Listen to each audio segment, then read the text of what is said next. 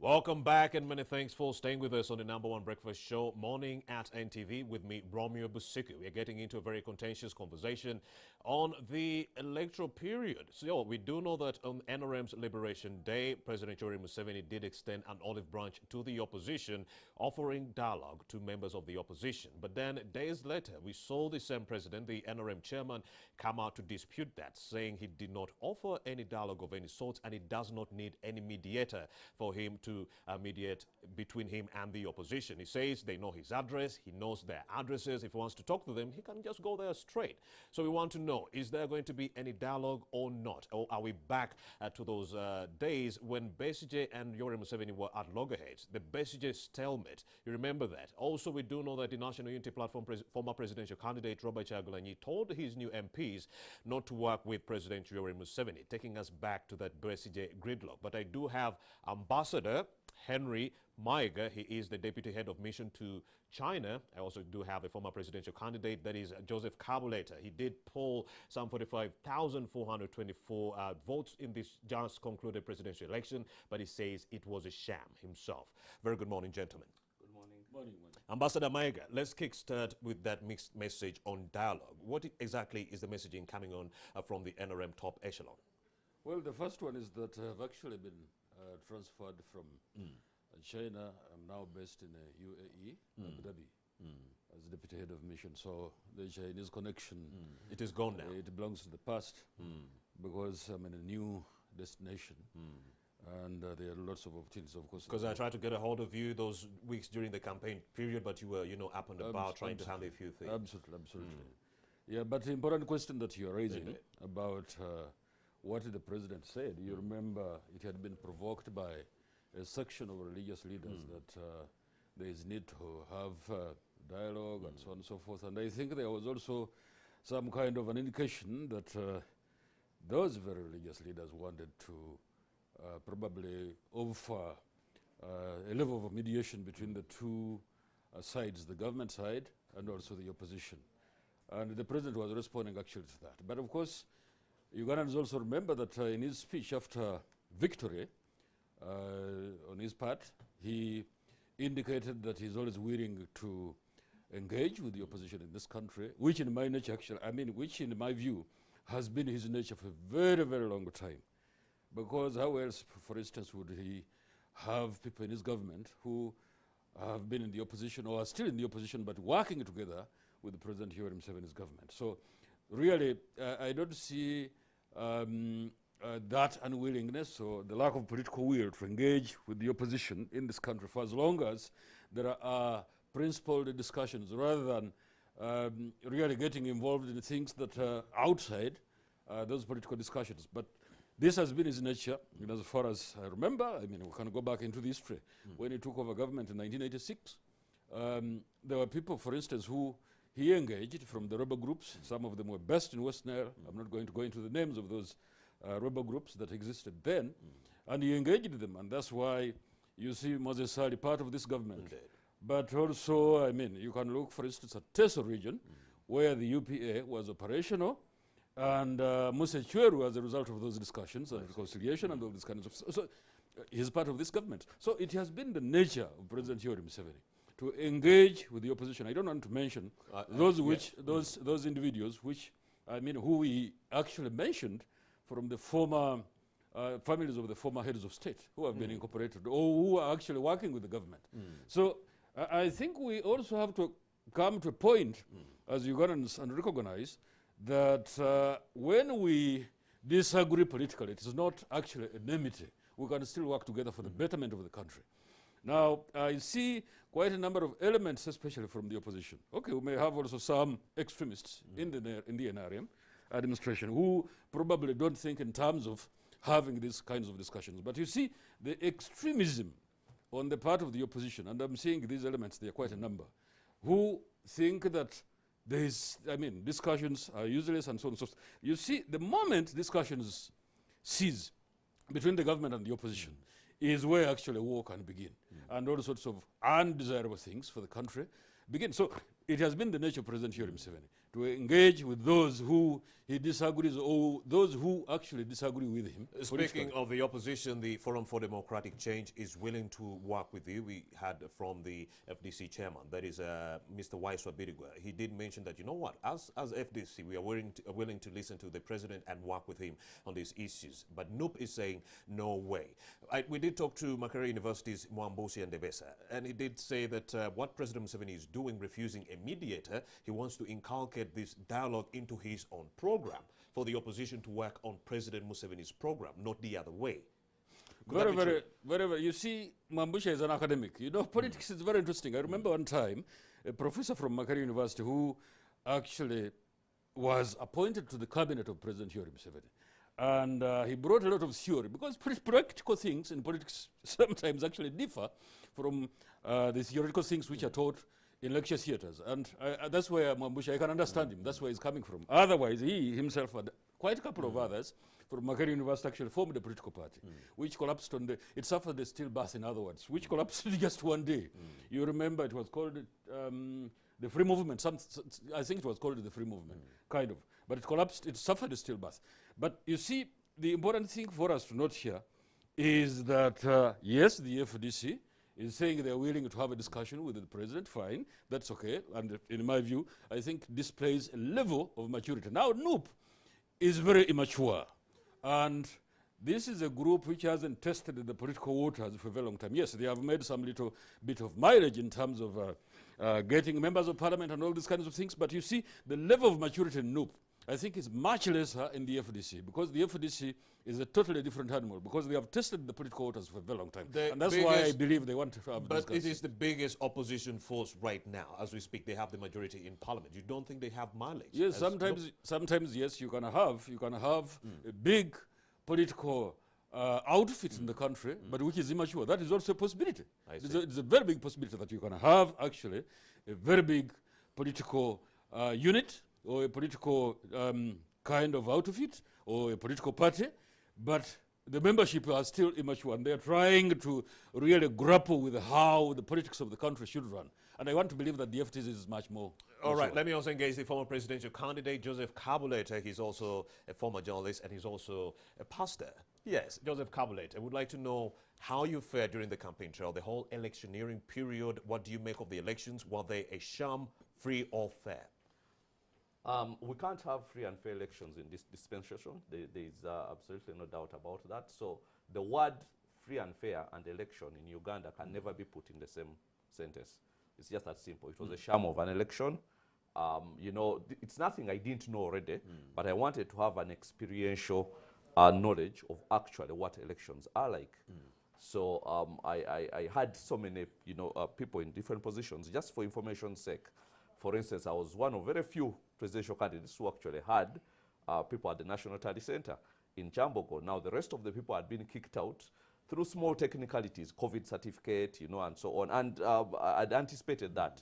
So I took my people for, you know, the COVID tests, had the certificate, went and did it before. Then they're telling them you can do it tomorrow. Then the next day the internet was shut down, and they were doing that knowingly. So, but the point is, I had people there, and they were telling me exactly what was going on there. And I know for a fact that there was absolutely no correlation between what was happening. What did your people see? Oh, they saw a lot of things. I would need a whole day to say that. But I know there was absolutely no correlation between what was happening at the polling stations and what was being read out there. And I've said elsewhere in a different forum that the Electoral Commission chairman is just perhaps the most highly paid news anchor, because they just give him a piece of paper and he reads, and those results are being cooked from somewhere behind, not too many steps away. I mean, the computers are coming from just 2 or 3 steps away, not from the field. It's like you're telling us, Joseph Kabuleta, that the results the Electoral Commission chairperson, Justice Simon Bebakama, was reading were just simply being fed to him. Yes, they were simply. I have certainty about that, because I sent somebody there who is an IT expert who was telling me, who was sitting before a computer and trying to see how far back these results are coming. And they were coming from just 2 computers away. So they cannot have been coming from the polling stations, that's for sure, or even from the district stations now. And he's in the tent sleeping and just waiting for people to generate results and give him a piece of paper. And he comes and reads those results out, which show that the president is in a certain lead. Now, there is no way, and this is just pure common sense, there is no way that results which are coming from the polling stations can have somebody maintain a steady lead. It's not possible. He'll probably go higher when they are reading results from one region and go lower when they are reading results from another region where he has less support or something like that. They are always fluctuating.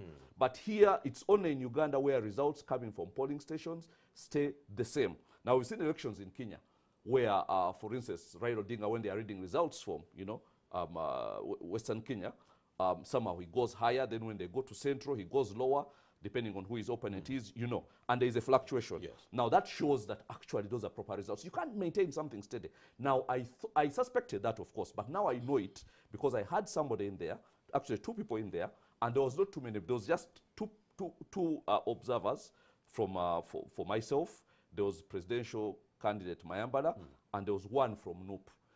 Other presidential candidates did not have anybody. Actually, A&T, I think, at some stage got one. But now, so I know what was happening in there. And I know there was no correlation. And I know that a piece of paper is given to him, just like, that's why even there's even no, I was telling people, don't waste your anger on Biabakama. He just reads actually what he's given. But despite having all this evidence, Joseph Kabuleta, you've not run to court it like is NUP. It is pointless. It is pointless. And we've seen that before. And we've seen also the pointless.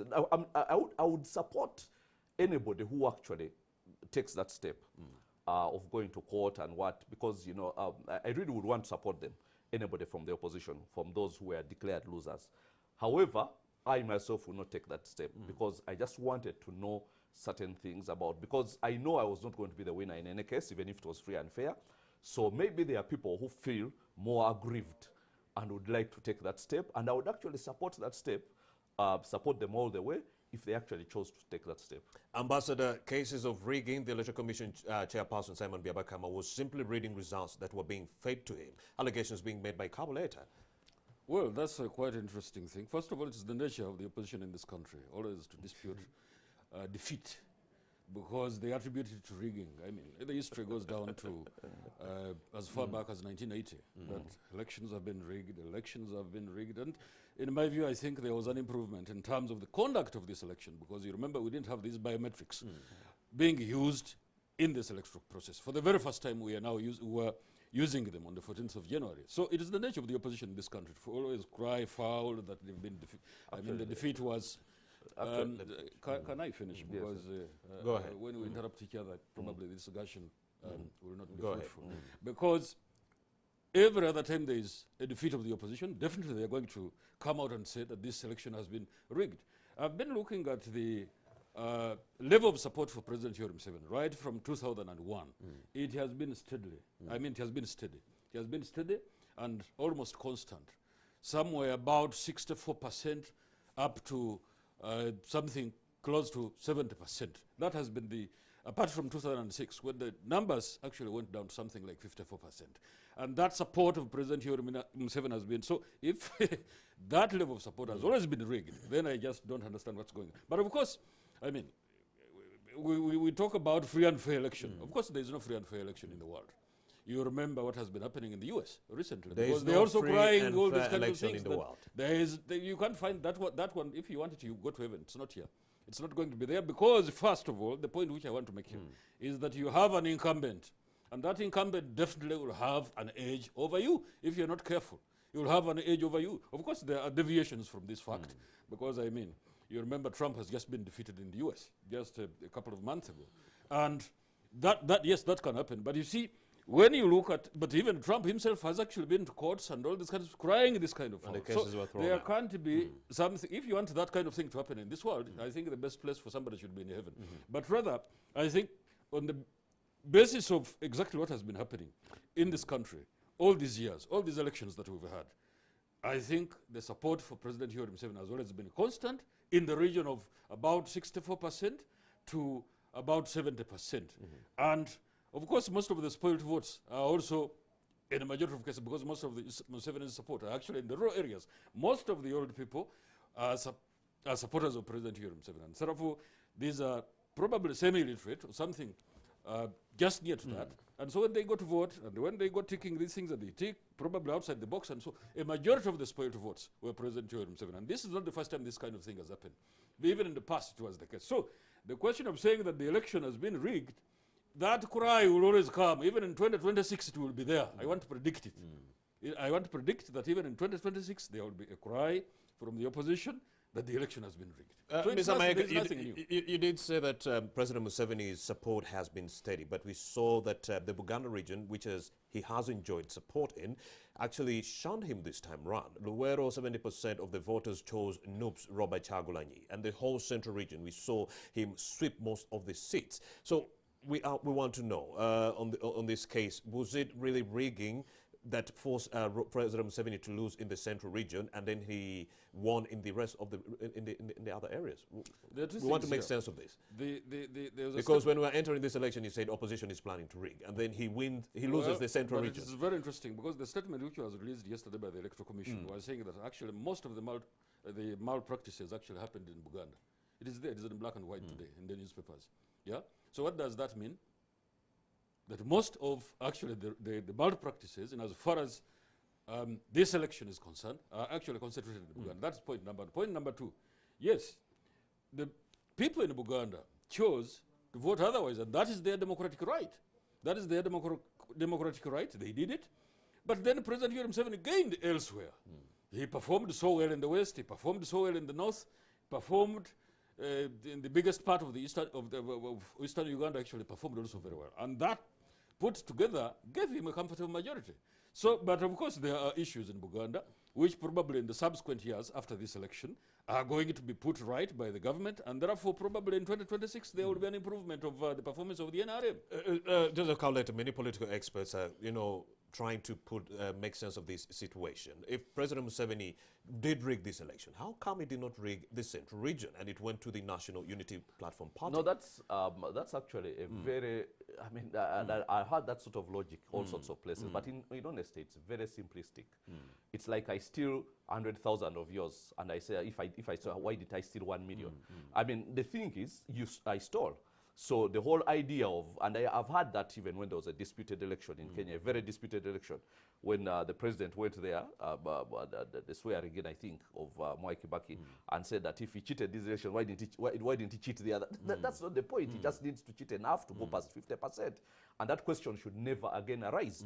But the thing is, first of all, the biometrics is talking about hardly worked in any of the polling stations.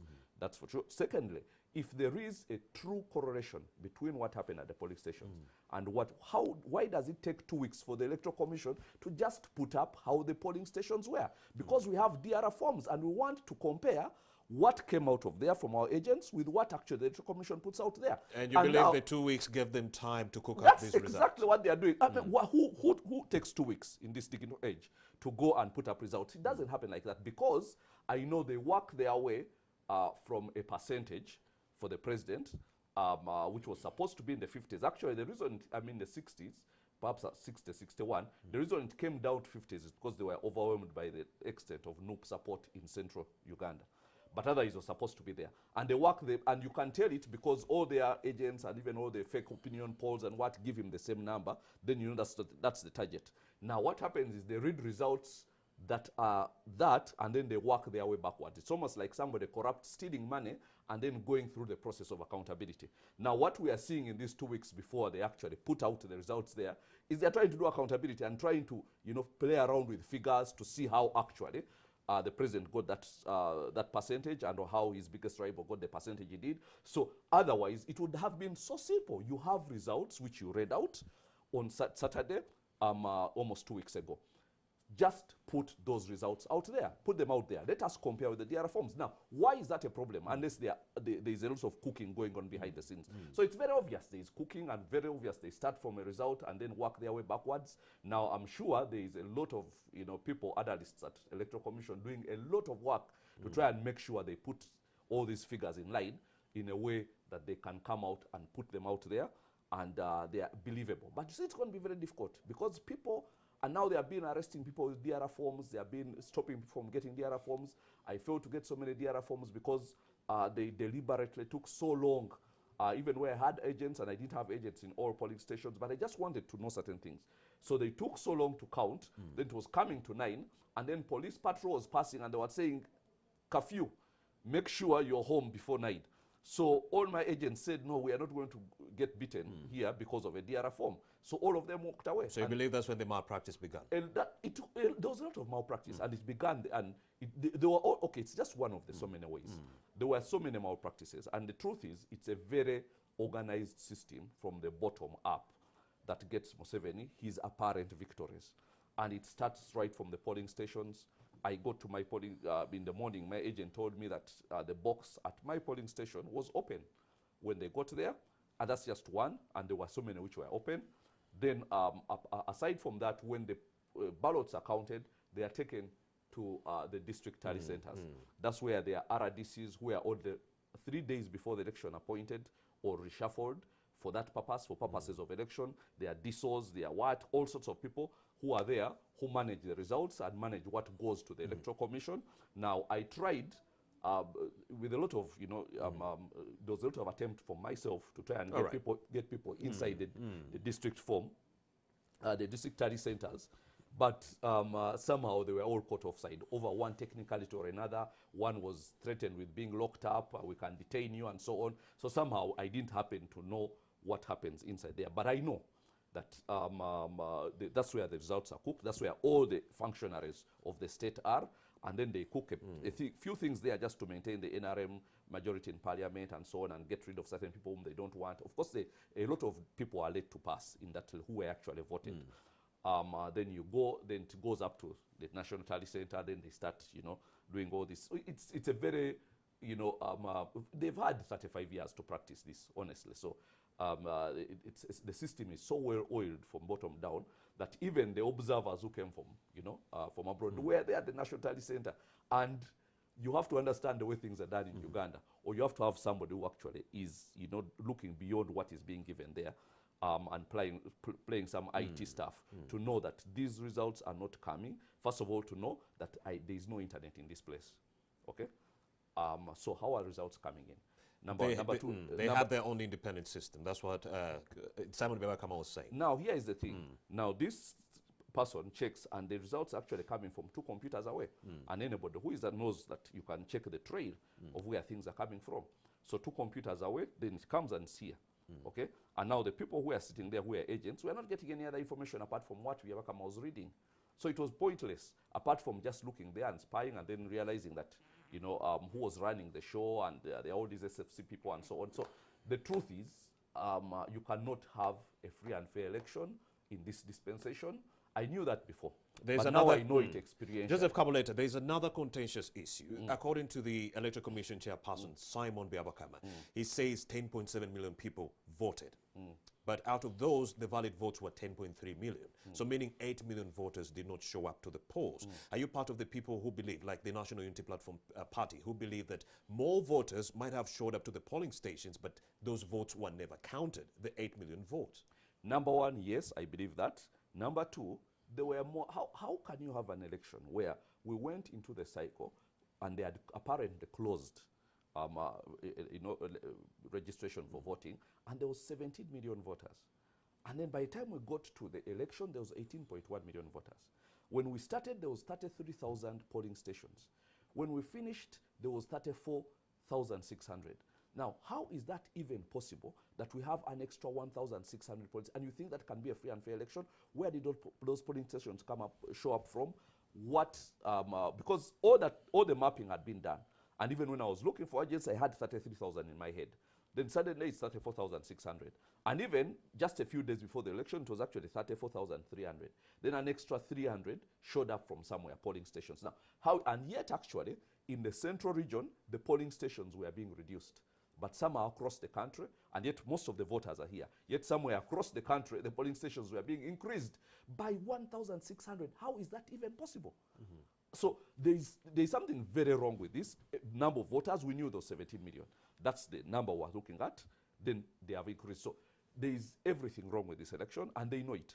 And so Romeo, that there is a lot you can do with 1,600 polling stations that have showed up. Ambassador Mike, what do you make of this? Well, first of all, I want to dispute the fact, I mean, the allegation that biometrics didn't work completely. Yes, there were some issues in some places with the biometrics, I agree. But at least where the places where I went and I was looking around, and even where I voted, the biometrics were working perfectly well. There could have been problems, and this is new technology, so we have to appreciate it that way. Number two, opinion polls consistently, whether you want to dispute them or whatever, Yoweri Museveni was ahead of the entire pack that contested for president. The NRM was also ahead of the rest of the political groups that we have in this country. These are facts. There is even an opinion poll which I know of that came into which was sponsored by one of the papers in this country. But because that paper is unfriendly to the Yoweri Museveni administration, the poll was, of course, saying that President Yoweri Museveni was ahead of the rest of the presidential candidates. And so that poll was never published. So probably that's very good feed for our friends from the opposition. Now, when it comes to the rigging, that song is going to sound for many, many more years, especially in the African context. Because so you believe opposition is just adamant? They will always say that there is rigging. I mean, there are all sorts of postulations. How else would you have expected, for instance, the chairman of the Electoral Commission to be the very person who actually gets either faxes from the fax machine to come and read them? He has to have lieutenants to bring those things to him. This is so petty, in my view, because the fact of the matter is that there is a chairman of the Electoral Commission, and his job was to read the results as they came, and they had to use lieutenants who actually got this information from whatever system they had, and they were reading them. And it speaks volumes, because most of these actual petitions that have gone to court recently, you remember, quite a number of them, I think they are now probably averaging at something like 15 of them, have been dismissed by the courts of law, because people have taken their petitions saying that there was rigging, blah, blah, blah, blah, blah, one after the other, have actually been thrown away by the courts of law. So the allegation that there is rigging in this country, the NRM has been rigging, President Yoweri Museveni has been rigging, that will sound, it will be a song forever. And the better thing that we should do at the moment is to make, because you see, even improving the electoral process is a continuous thing. You can't say that you're going to do it in just one single day. It has to be continuous. Because there are no angels in this world. Because even the opposition, I remember a story, a very good one, where President Yoweri Museveni, when receiving the late Sebagala to the NRM, you remember when he moved away from the DP and he joined and they had a private conversation, and the president was quoted that time saying that Sebagala actually told them how the opposition has been rigging in Kampala, you know? And then I also know of another professor from the Institute of Statistics in Makere, whose job, and he belonged to the opposition, whose job it was to simply cook around a dispute of the electoral polls as and when they came out in favor of President Yoweri Museveni. So all these things, we know them. You're going to say that, yes, polling stations, they were rigging, people were chased away, the agents were not there, but the agents, at least in a majority of the cases that have actually been privy to, actually signed the DR forms. And how else would probably my colleague here argue that actually this election was rigged, and yet I don't know what number he took in as far as the lineup of those who, how his performance lined up. Do you want, for instance, to tell us that Kyagulanyi actually cheated you to defeat you? Let's forget this. We had a 5-year bush war because somebody who had no chance, who could not even get into parliament, thought that an election was rigged, where he had no chance, just like me. But he went and killed 300,000 people to get into power. Now, this is the person he's defending. Because we can forget and know that, and forget that actually the people who dispute elections learned from the best. And the best is the man in power right now. Only we are not going to go and kill 300,000 people because we have consciences. They didn't have any. So do not forget that Museveni, just like myself in 1980, had no chance whatsoever of winning. He could not even get into parliament. But he went, and apparently because elections were rigged, the African story, as he says. So we can go on and on about all this. But Mr. Kabuleta, according to historical accounts on the part of egregious human rights violations, it was the Uganda National Liberation Army that was killing people. President Museveni was more like a Robin Hood of some sort in the 1980s. We know history is written by winners. But the truth is that we had somebody who was fighting a legitimately elected government, and that who was doing something treasonous. And actually something which today would be called terrorism. Because you can't hear anybody saying there's a guerrilla warfare somewhere today. That word died away. Now, if you try to do what he did in 1980, it would be, and try to do it now, it would be terrorism. That is using, you know, military disruption, killing people, and whatever, to achieve a political gain. That is called terrorism. Now, that's what they did between 1980 and 1985. Only the terminology wasn't that way that time. It has changed since. So my point is that regardless of who it was that was killing, we can't know that for sure. The reality is that somebody was fighting a government that had been elected. And he was not even, did not even have a chance of winning.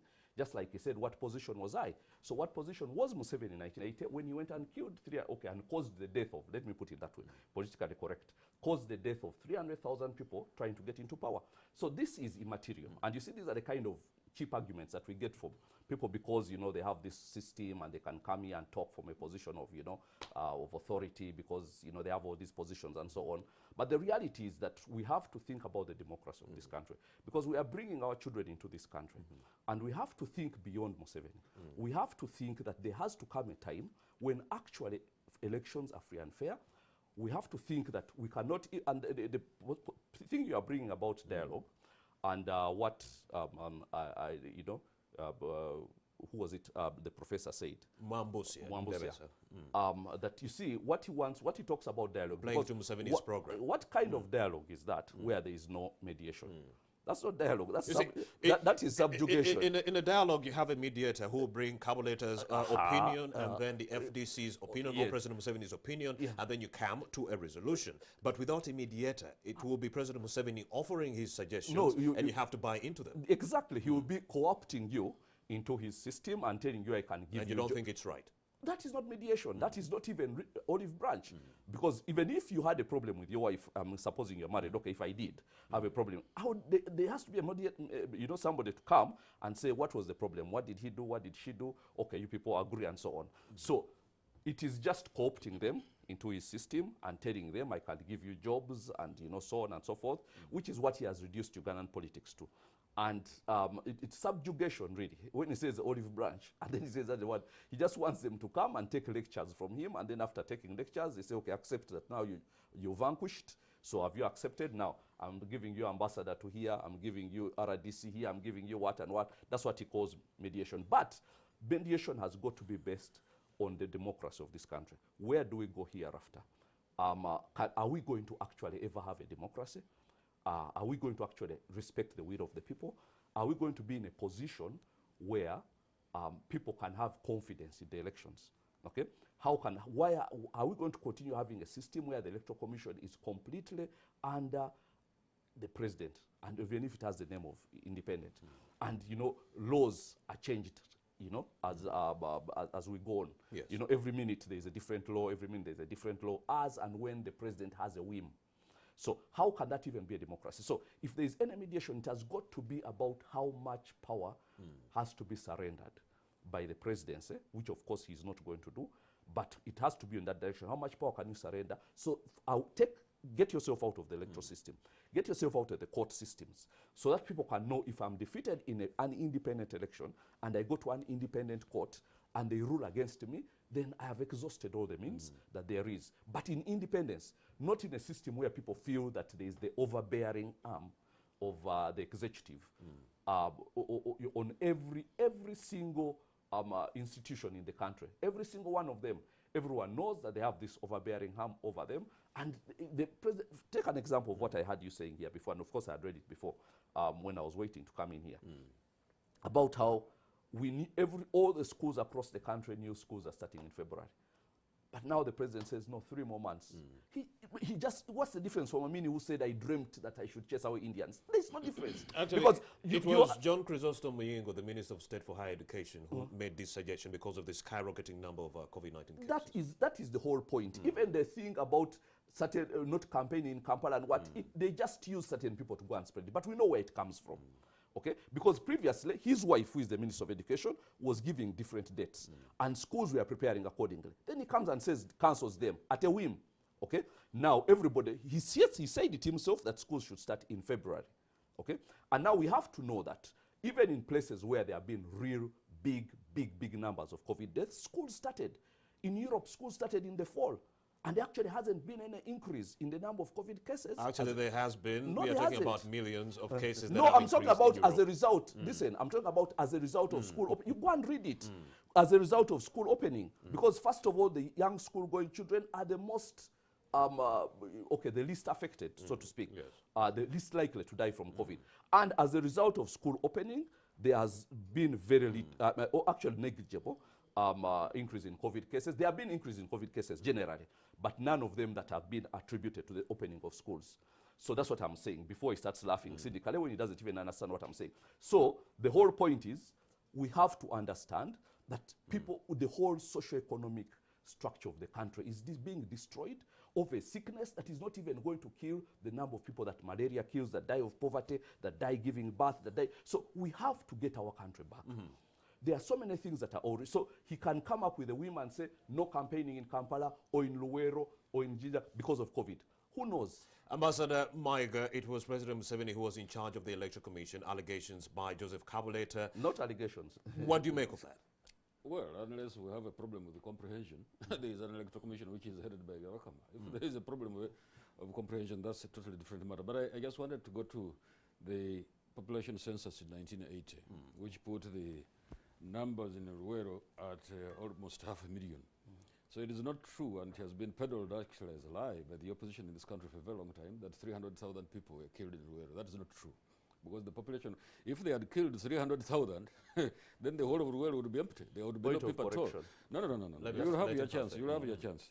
You see, this is the rowdiness that we have amongst the opposition. Because when we come here, we listen to each other. And they say that they want to replace President Yoweri Museveni because they want to bring order. It can't be that way. President Yoweri Museveni is the CEO of this country. And therefore, he is the biggest consumer of intelligence reports in this country. And for us, we can sit here in the studio and assume that we actually consume this information much more than him. And on the basis of those reports, and of course also the professionals, especially the medical professionals, is the basis he uses to determine whether schools should open or not. When schools open, yes, the younger people are not as affected as the older ones, because the problem is when those younger people go home for holidays, they will infect the old ones very quickly, and there will be a problem here. And then people will again blame President Yoweri Museveni and his government. Even the teachers and the support staff who live outside the premises. We cannot assume that we know much more than he does. Now, dialogue of course is okay. I mean, there is a lot of infrastructure. He says the president is not willing to make any concessions. That is not true, because he has always made concessions. But you see, dialogue, because we have also to categorize the types of dialogues that we should have, or that actually can happen in the real world, real political world. There is a dialogue that can go on after a very ferocious war, like it happened at Arusha, shortly before Idi Amin was removed from government. That dialogue was after a war. There was a mediator, namely the sponsor of that mediation was the government of Tanzania. Of course, there were quite a number of other governments in Africa and European countries who were interested in what was going on. And so there was that mediation, because there had been a very, very bad conflict that brought down a government.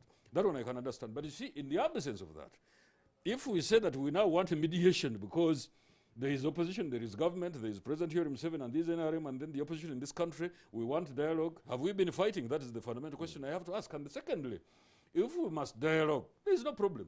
But I don't think mediation is what should be factored into this thing. Because what ideally should happen is that we can use the iPod, for instance, and talk over these things. How was the election conducted and so on and so forth. And there are all sorts of infrastructure. The floor of parliament is there. There is iPod and quite a number of other engagements or routes that can be used for these discussions. Mr. Maiga, when somebody wants to pretend as if they are the mediators in this country, like some religious leaders have suggested, I don't want to agree with that, because we are not emerging from a conflict. And that means, people want to suggest to us that after we have an election in this country, like we will have in 2026, then we should go for mediation talks every other time we have these elections. And I don't agree to that. And I support President Yoweri Museveni, completely reject that kind of approach. But otherwise, talking is okay.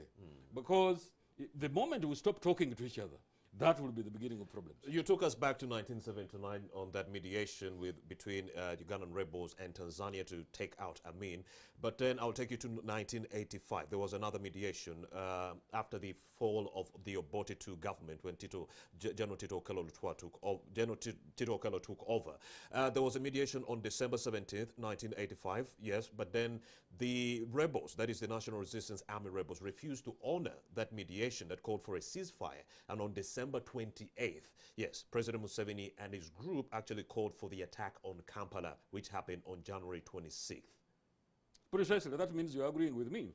Ever after a hot war in this country, there has been negotiations. It's very clear. Not after elections.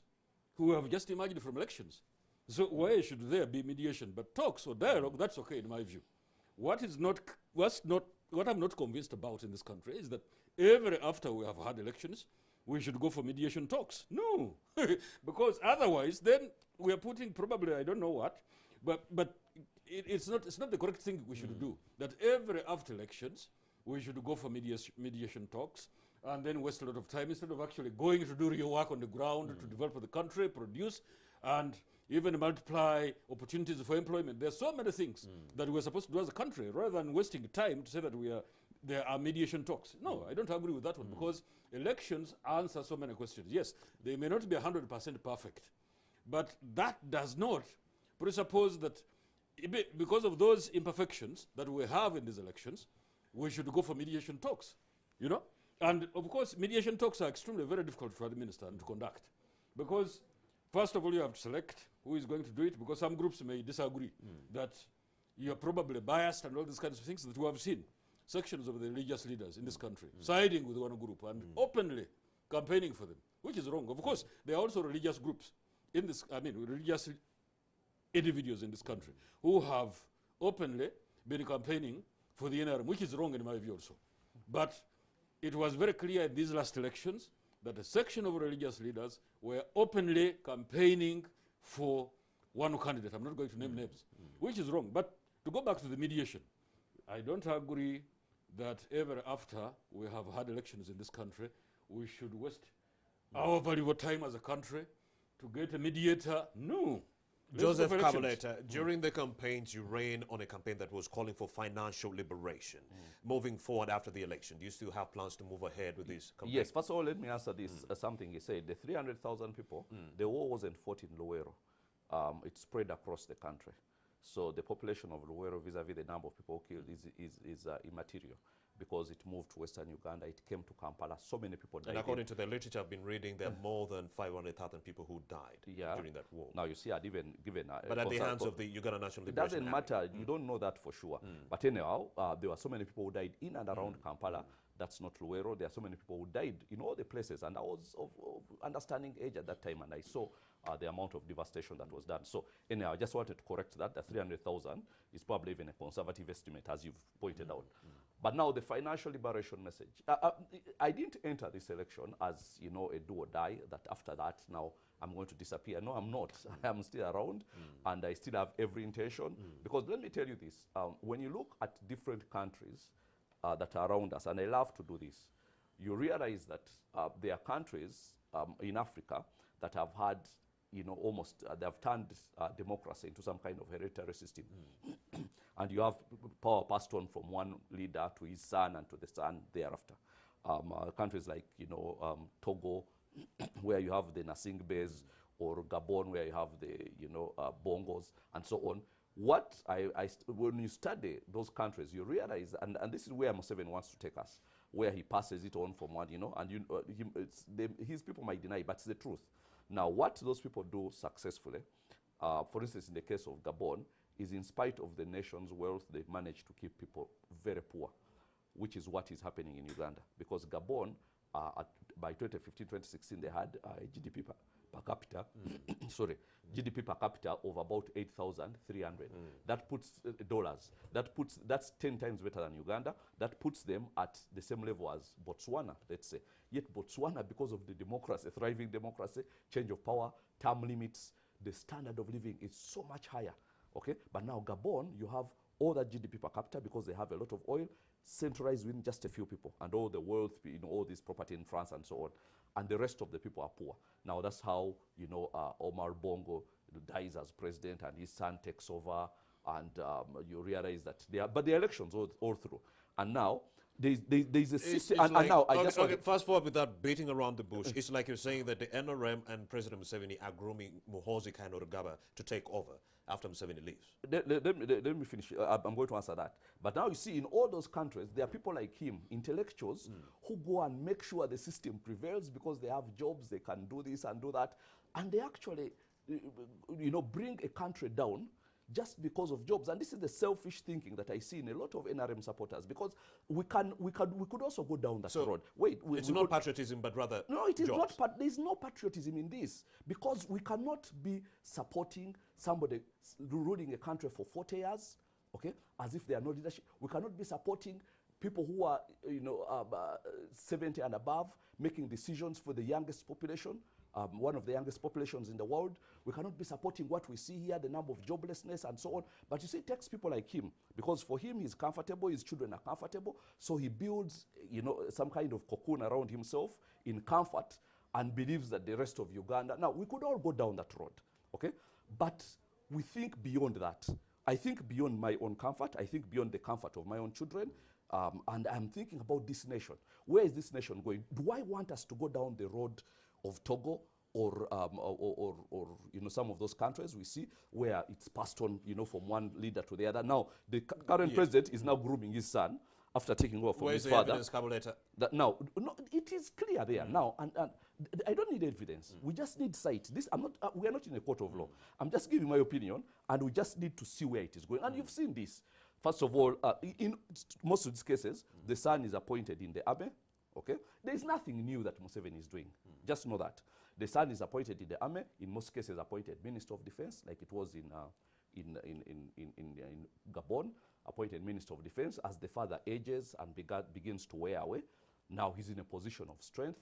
Then there are, all these people, and it then passes on like that. But you see, the trouble is, it destroys the country, and we have to love our country enough to look beyond our comfort as human beings and start saying that we need a proper democracy, so that even if a leader is chosen whom we find out is not a good leader, we have 5 years to tolerate him, and we can remove him. Like, let's say it was in America, where people say, okay, maybe, that's if it was free and fair there, there's a lot of what, but people say, okay, now we have 4 years, then we have a chance to go and change this result. But you see, now as it is, with the army moving around, I had somebody saying, here in downtown, when people, the day before voting, and actually on the day of voting, where there are all these tankers going on and what, and somebody jokingly said that the last time I saw these weapons was in a movie, or a Rambo movie or something like that. And we are going for an election. Why are you bringing out all the ammunition? And you say that can be free and fair, and you say opposition this, opposition that. Government says, in their defense, government says that they were responding to a plan B that was being instigated by opposition's candidates and strongmen, including Robert Chagulanyi and Kizza Besigye. Why not start bringing out the ammunition after the election? Because those people, those people with their plan B cannot do anything until a result has been given, or at least until there is a direction where they see now they are losing. So why not wait for us to finish voting at 4 p.m. on polling day, and then say now all these plan B people, now we are removed. But you see, it is done 3, 4, almost sometimes a week before, and not the first time. I remember 2006 election, one of those where also, the president was really, really threatened. I have not seen, I remember I was working at New Vision at the time, and I had to do something very late at night, and I was driving home at around 1 a.m. And man, it was like I was driving through Kosovo. I have not seen any, and I'm saying we are going to an election. So the truth is, all that, heavy-handedness, they need people like him. So you mean to come it wasn't for security reasons, but rather intimidation? If it was for security reasons, I told you they would have started after, because nobody was going to do a plan B unless plan A has failed. And plan A could not have failed before the election. So, but they need people like him to come and sanitize everything and make it look like, then say opposition is this and that. And anybody can do that. I could do what he's doing, you see. I'm a good speaker. I can come out and speak, for this government and so on, if I didn't have a conscience. But I do. Or if I didn't think about the future of this country. But I do. And if I didn't think beyond my own comfort. But I don't, I actually think beyond my own comfort. And I think about this country. And these are the reasons that we got into politics, Romeo. I'm telling you the truth. Because we are bringing our children into this Uganda. Do we want it to be what it has been? Do we want the levels of poverty to be what they have been? Do we want people to die giving birth, 20 people every day as it has been? Ambassador Mayega, so many allegations have been made, one of them being that the NRM and Museveni are grooming the son, Muhoozi Kainerugaba, Lieutenant General, to take over from his father. Also, he mentioned a lot of allegations. You've been listening. What do you make of it? You see, that allegation has been with us for over 20 years. Indeed. Probably it's coming to 30 years, actually. Because as far as I remember, the opposition around 1995 concocted, opposition in this country, they concocted minutes as about Museveni's succession plan, himself, his brother, his son, and it's now coming to 30 years. And I'm surprised that those who think that they know much more than this thing are actually still peddling the same lies. It's actually being recycled. It has been with us for almost 30 years. That Museveni is bringing his son. There was a time when they said he's bringing his wife. Then they said he was bringing his brother. Then they were saying, now they're saying it is the son. So it's just fine, propaganda. that's okay. But you see, the son, for me, I have no problem with him because he's entitled to unemployment in this country. A job for him. He's supposed to, if he had gone to business, the allegations against him would have changed. Probably they would have said that they're stealing from public coffers, he's now doing business and all these kinds of things. Those should the nature, in other words, of allegations would have changed if he had actually engaged in business. But now he's in the army, and he has been to some of these best schools, and he has risen through the ranks in the army as far as, he's concerned. And now the allegation is that actually he's being prepared for that one. And I don't want to believe in that kind of story because it has been with us for a very long time. Now, and those allegations are going to continue. There is no doubt about it. Now, of course, he's talking about security. At the beginning of this conversation, let's appreciate that the biggest consumers of intelligence in this country are actually, there are things which I cannot even say on air here, which I'm privy to, which I know in terms of security. And he's not a security expert, because we need to understand the basis of government deploying security throughout the country. There were threats, there were so many threats, and to the electoral process, which probably would have been actually probably made very difficult to happen. But because of that because of the basis that arose as a result of this of the intelligence reports that the CEO of this country was receiving about Plan B, I don't want to go into that because he has been with us again for a very long time. The government had to deploy and will continue to deploy. If there are people in this country who think that security in this country is as easy as licking pastor's shoes, that definitely is not going to be the case. Security is a very serious matter because if this country goes up in flames, then the administration, which is in charge now of the country, will be blamed for that. So it is a very important one that security has to be deployed so that we have an election that is free of violence. Of course, some people will disturb the polling stations and all these kinds of things, but security has to be there. Security has to be there, Ambassador Maiga, but then there were incidences where members of security, especially the UPDF, were engaged in ballot stuffing.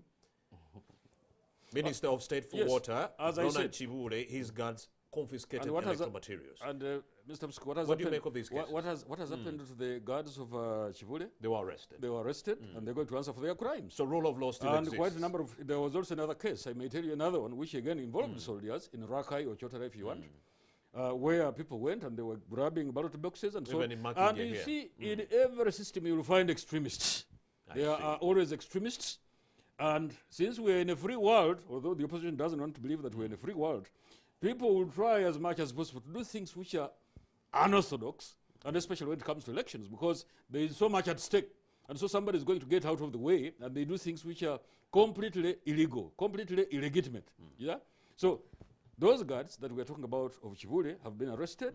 They arrested also soldiers in Rakai Chotera who are involved in those kinds of things, and there are so many others. The Electoral Commission itself is investigating over 600 cases of malpractices. And I just want to believe that, yes, we are moving forward as a country. Insightful conversation I've been having with Ambassador Maiga, the head of mission to the United Arab Emirates, and also I did have Joseph Kabuleta. He is the former presidential candidate and also journalist and pastor. Gentlemen, many thanks for having had this conversation with NTV Uganda without exchanging any blows. It was really mature politics. Thank you.